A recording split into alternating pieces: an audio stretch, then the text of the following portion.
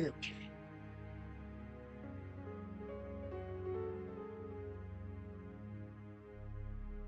All right. I think that's good.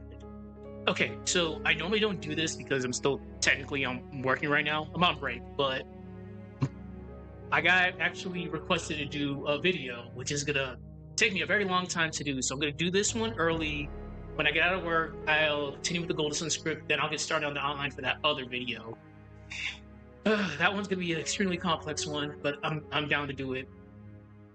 Pretty much it's dealing with yanderes. Yanderes are not fun to deal with, so all hell just breaks loose. But we'll get to there when we get to there. So I'm not gonna dilly dally because I got about 40 minutes until I have to get back to work. All right, let's see. So where were we? The role of player expectation and illusion of agency. So most games teach player that inputs equals output. Horror games subvert this. Power is slowly removed or never granted. Buttons don't save you. Keys don't work. Doors don't open. This creates tension between what the player expects, empowerment, and what the games allow, helplessness.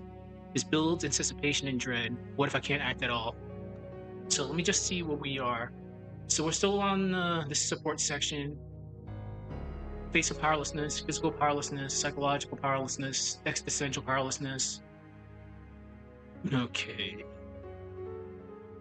All right, we can talk about the emotional spectrum of it. All right, so I should be out of work. It's 12 o'clock right now, so I should be out of work by at least 3 o'clock. Got to take care of some IRL stuff. I'll come back, do the Golden Sun one for like an hour, break for dinner, come back, and I'll get started on that other one. Because, like I said, the other one is going to be a very, very complex one. Okay, let's see.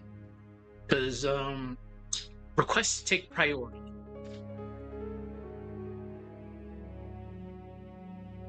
The emotional spectrum. Okay. There's a lot in regards to the emotional spectrum, but we'll talk about fear, helplessness, and the horror aspect of it. Fear. No.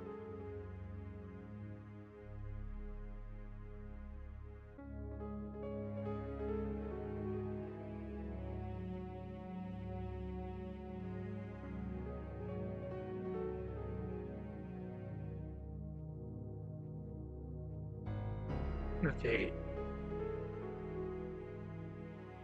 So, long story short, fear.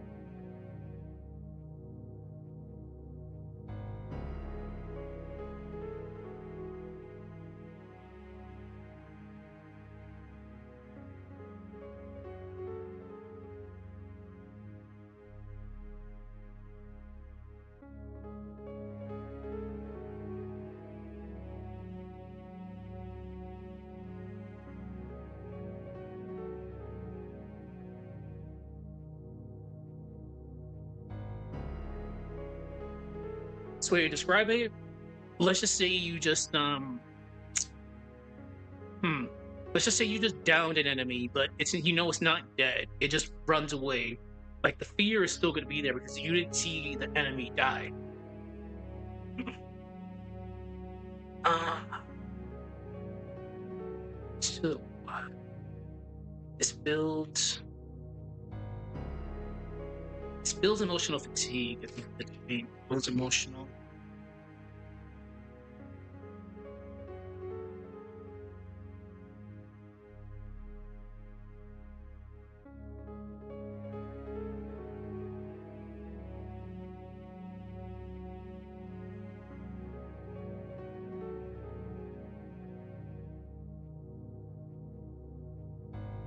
Good. Let's go to the environment next, because the environment does play a big role in here.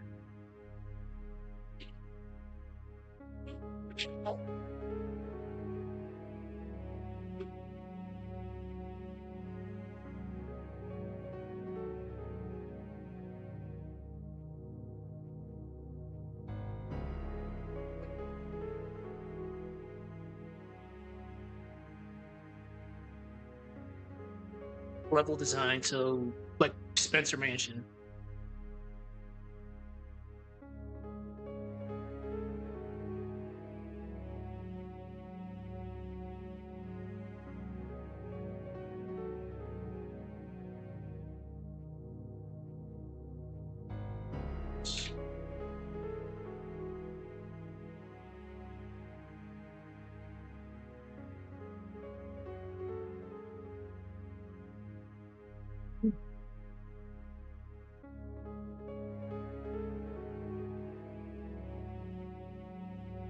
Again, using Spencer Mansion as an example, architecture.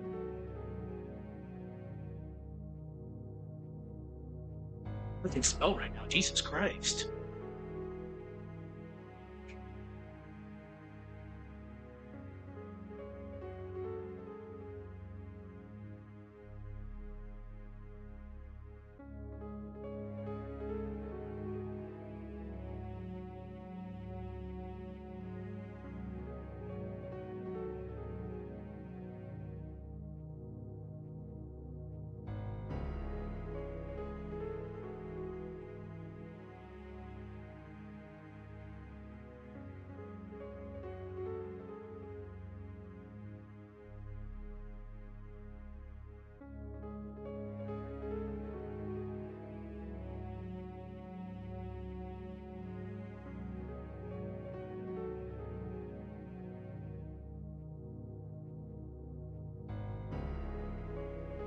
Setting itself is part of the fear, not just where the danger happens, but how it happens.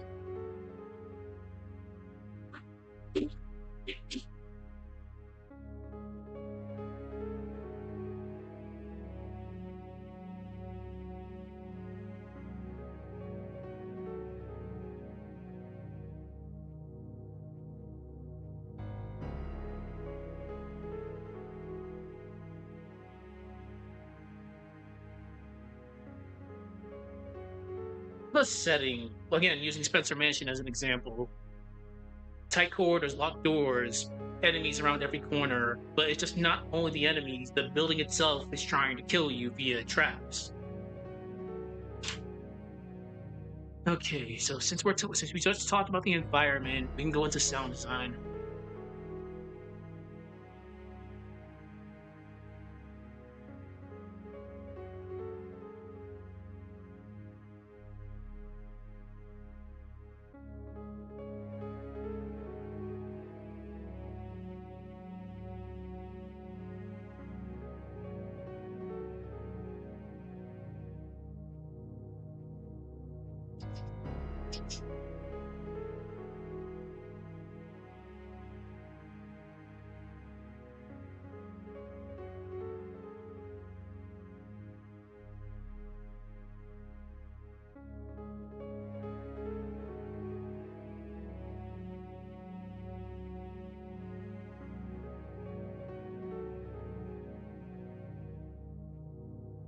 Okay.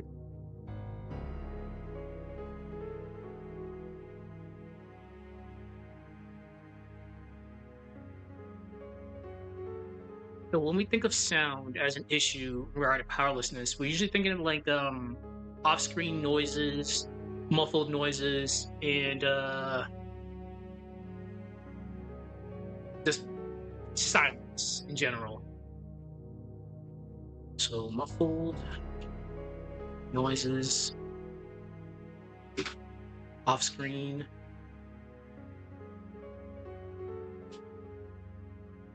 noises, dead silence.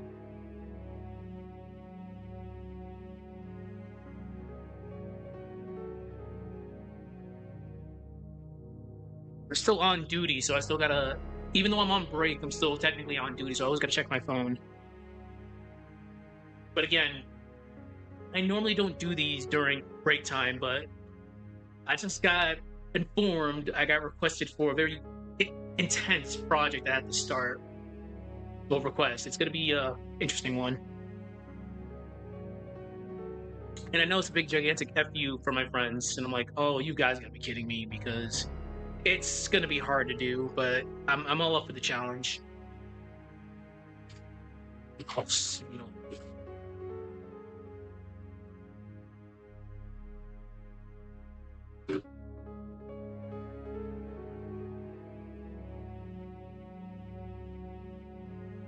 so muffled noises, off-screen noises, dead silence, all signal loss of awareness. So us as players, we're conditioned to rely on sound.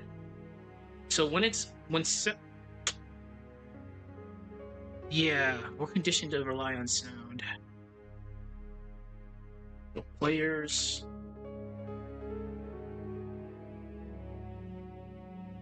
I hate using the word conditioned because it brings back terrible memories of my fighting game days. Oh yeah, you've been conditioned to block a certain way or to eat this mix up a certain way. I'm like, oh god damn it, just shut up and let me just play the damn game.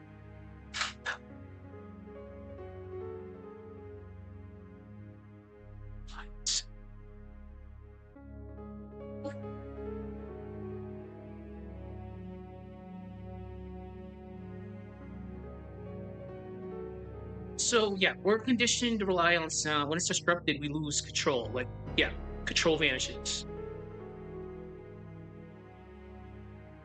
Our control of the situation. So another good example is like all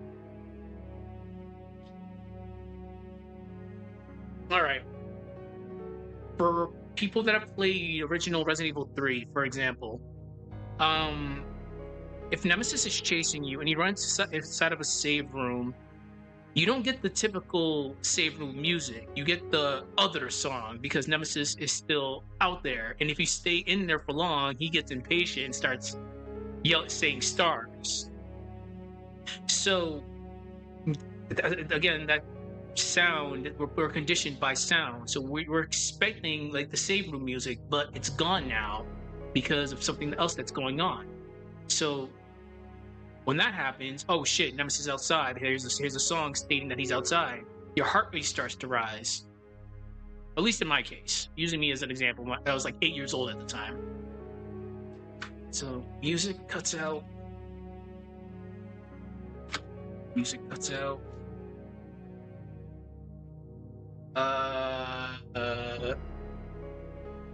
Heart rate spikes. This is not going to be in there. I'm just putting it in there just for my own reference. Adored freaks. You freaks.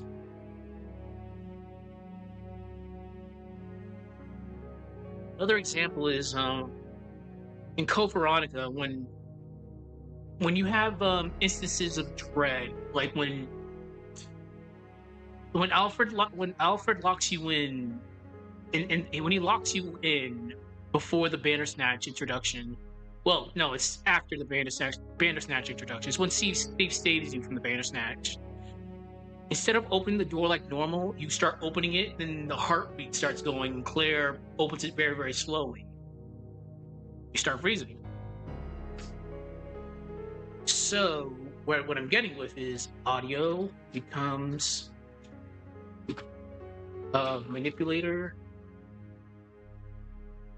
Becomes a manipulator, mood, and expectation.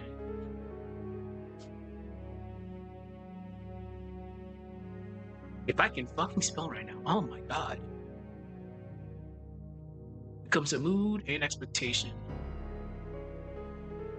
And this is often without warning.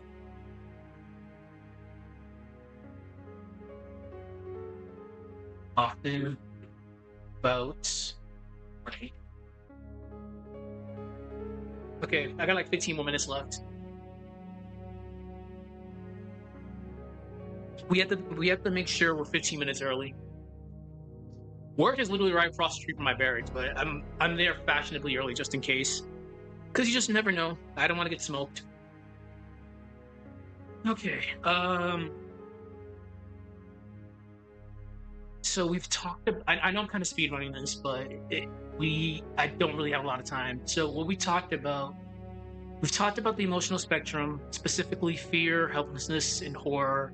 The environment as a silent opponent. We've talked about sound and sensory deprivation. We can talk about how being powerless actually hurts us as players.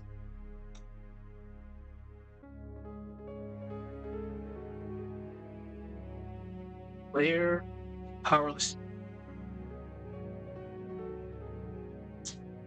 Let's word this funny.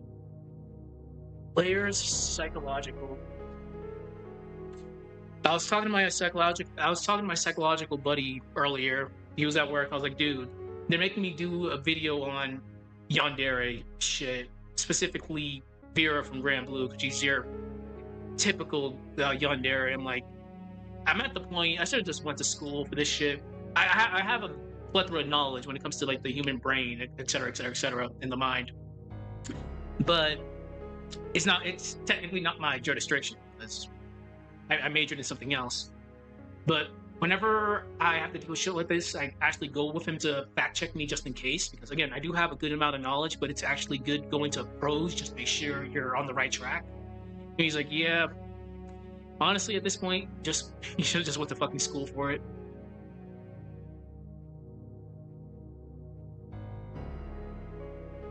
Okay. So the player's psychological investment. Player psychological investment. So why does you losing power hurt us as players? Why powerlessness hurts?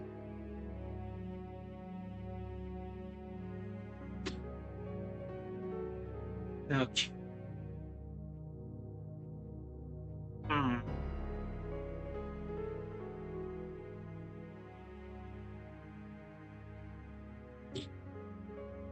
It's kind of off topic, but I can give you a good example of this immediately.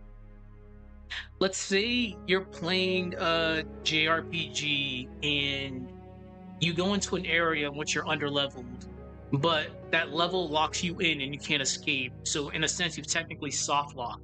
You're powerless to do anything. So it's like, bruh, what the fuck? Yeah, I've been in that position plenty of times where my dumbass was only using one save file. I've changed my ways. I've used multiple save files now, but when I was younger, I just go with one save file. Then the soft block happens. Oh shit, I can't retreat out of the dungeon. Oh crap! Even if I die, I'm back to where I'm at. Crap! I can't really do anything. I'm soft locked. So another good example using Code Veronica again is if you don't do proper item management, when you get to the tyrant fight on the plane, you can potentially soft lock yourself because you can be out of ammo and you're totally powerless unless you're cool and can knife them, which that's a hard thing to do, especially in tight quarters like that. So players internalize the character. They are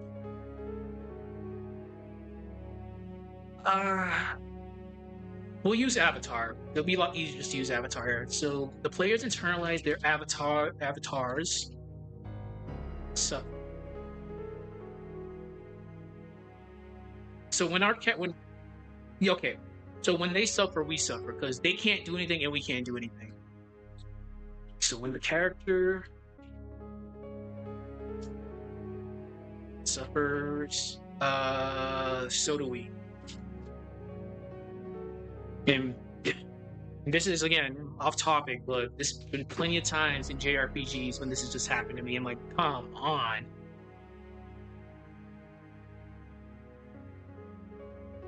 So why does this hurt us a lot? Because when we get powerlessness, powerlessness feels personal.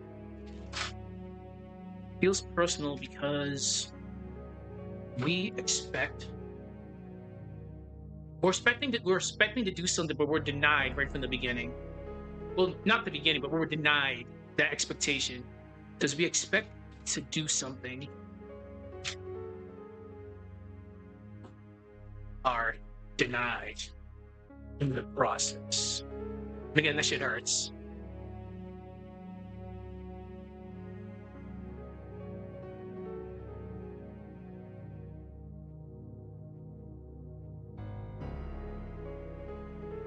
Okay, 10 more minutes. So how does this affect horror? So horror.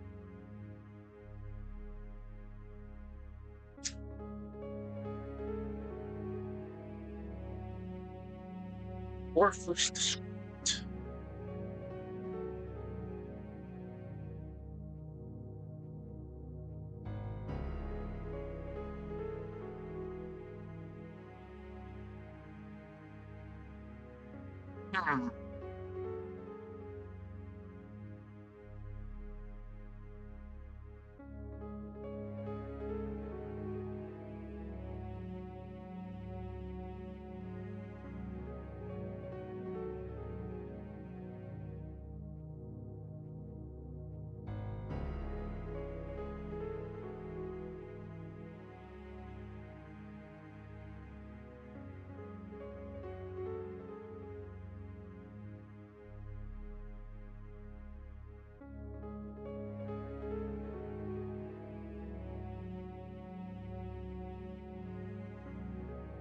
It's a common complaints of this.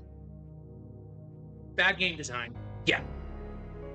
Oh yeah. That's the common one. Emotional bond. And again, I'm guilty of this. I no, yeah, I am guilty of this. So guilty of this. Disempowerment. Makes disempowerment deeper than just bad game design. I'm putting that in quotations because I'm just using that as a reference because that's a big complaint. Because imagine doing resource management in a classic horror game. Oh fuck, we can't be doing that. Man, people are just babied these days. Okay, so I think now, well, let's see what we have so far before we even like get started with this. So, just going over this one more time. Okay, physical, psychological, existential. We talked about our expectation, illusion of agency, the emotional spectrum, the the environment as a silent opponent, sound and sensory as tools of powerlessness, and our psychological investment, why it hurts. Okay, we can actually get started with. I'll do one of them, then next time I'll do. Hello. I'm just getting this done before I get to work because I have a lot of scripts to do, and I got like a few minutes left to do this. I got requested to do another complex lore video, and yeah, I need to make sure this is done. But good evening, afternoon for me.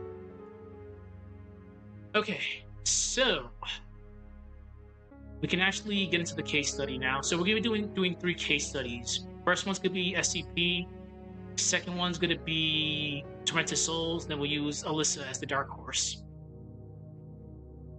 My requests usually take top priority, so this one's technically not a request. This is just a side project I'm doing. But again, I have to finish this. Okay, so case study. Case study 1. SCP Containment. Jesus Christ. Containment breach. So with SCP containment breach, it's a prime example of physical powerlessness. You can't defend yourself physically, so you're at the mercy of all the SCPs. So physical, I cannot spell right now. It's been a very, very long day.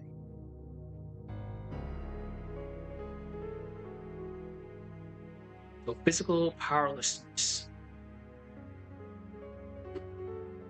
This is pretty easy. So if you played the game, SCP is unpredictable. Except some of them. Some of them are predictable. So unpredictable, randomized in a sense. Randomized world design. Randomized world design.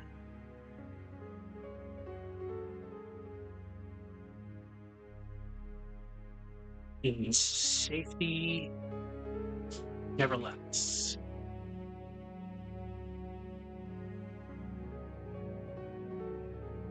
Player cannot physically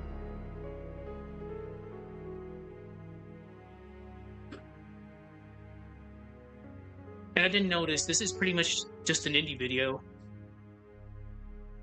These cannot defend themselves. Survival. It's based on movement. Good luck.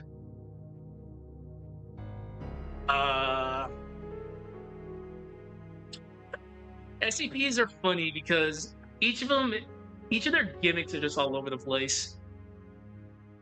SCPs, biologic.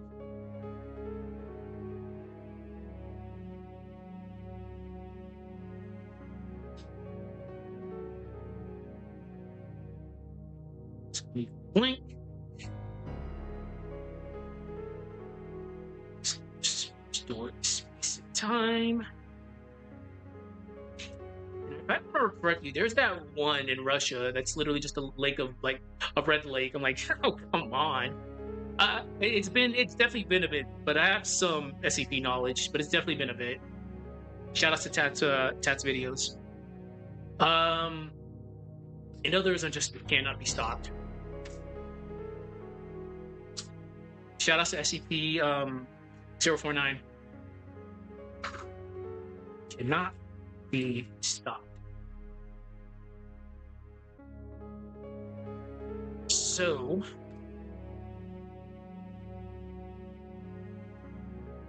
in a situation like that, where you cannot defend yourself and your survival is based on pretty much movement and luck, you're in a constant state of threat. How can I word that? Hold on. So constant. Okay. Constant state of threat. Constant states threats, which forces players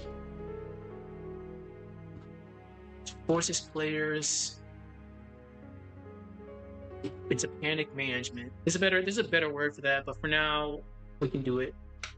Management.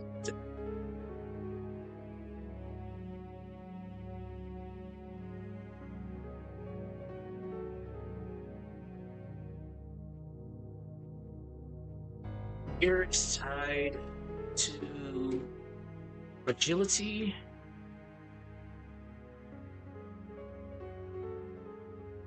forced evasion,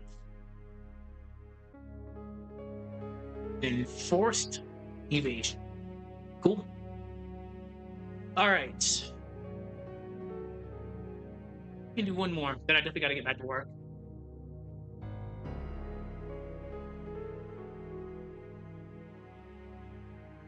Study. This is actually just an indie video. Holy shit. We studied two. Tormented Souls. I can't spell right now. Tormented Souls. Um, Tormented Souls, it's a psychological powerlessness, sure. Tormented Souls, psycho, psychological powerlessness.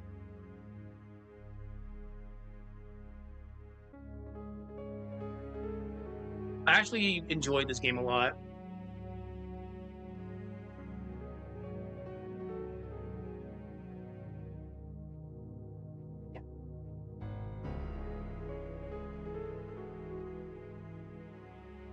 I will never forget the first time I played it, and she woke up in that bathtub nude.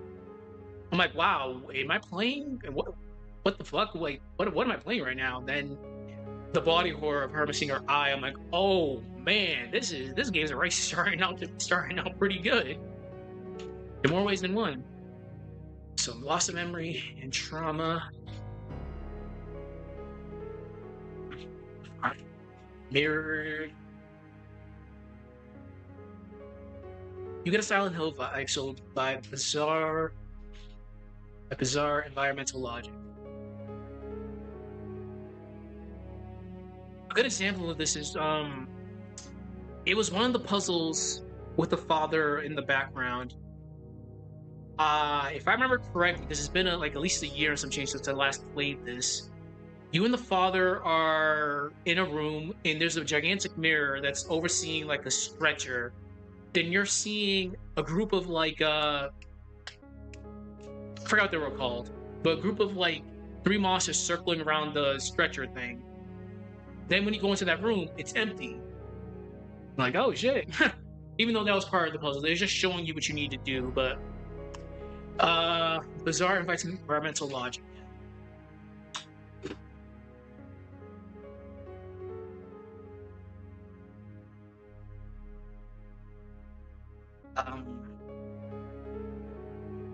Cool.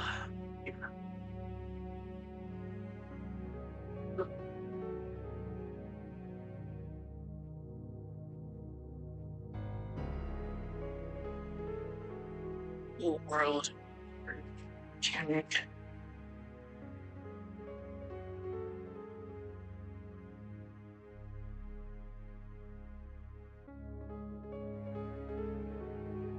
Disorients the players. Perception.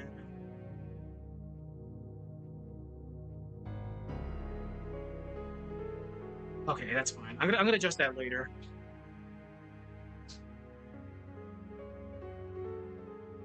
One of the biggest things is medical mutilation.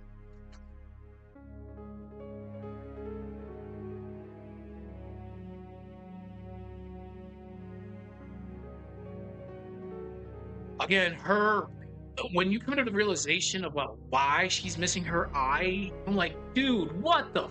Oh my god! You cut out your own eye in order to solve a puzzle. I'm like, wow, that's holy crap. That's super intense. So medical mutilation ties.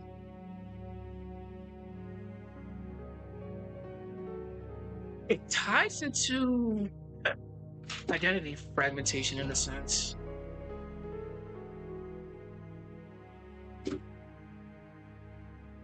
Fragmentation.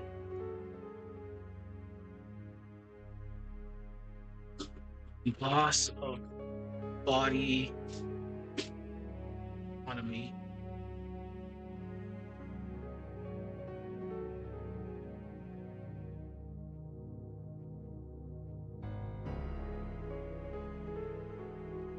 Okay, just a few, like 5 more minutes that I definitely gotta get going. It's like a 5-minute walk for me to get back to work. So, this is interesting just because she can defend herself, but hey, why are you using that? This should be like a video on powerlessness. No, like, even though she can defend herself, there's still the psychological aspect of being powerless. So, even though the player is armed,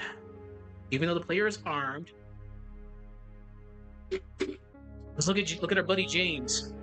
He's armed, but oh man, the psychological aspect That's the true villain right there. So psychological dread outweighs the safety from having a weapon. Outweighs the safety of being. It outweighs the safety of being armed.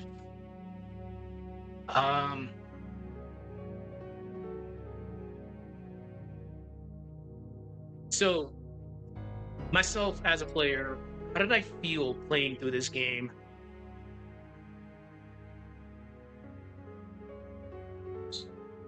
So,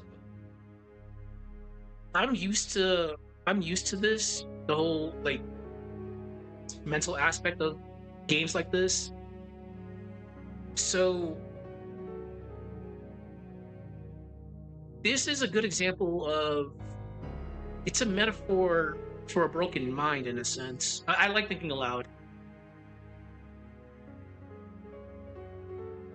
Puzzles serve as a metaphor.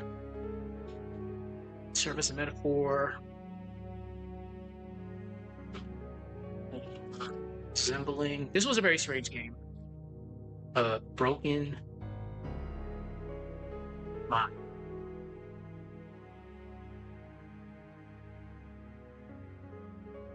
But it leaves you asking more questions. So it's forcing you to continue playing the game. But progress brings deeper questions, not answers. Okay. All right. So again, unfortunately, I do have to go to work because I'm not trying to get smoked.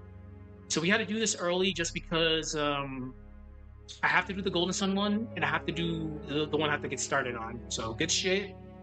If I have time later on today, I'll get back to this. But other than that, I gotta get moving. I will see people next time.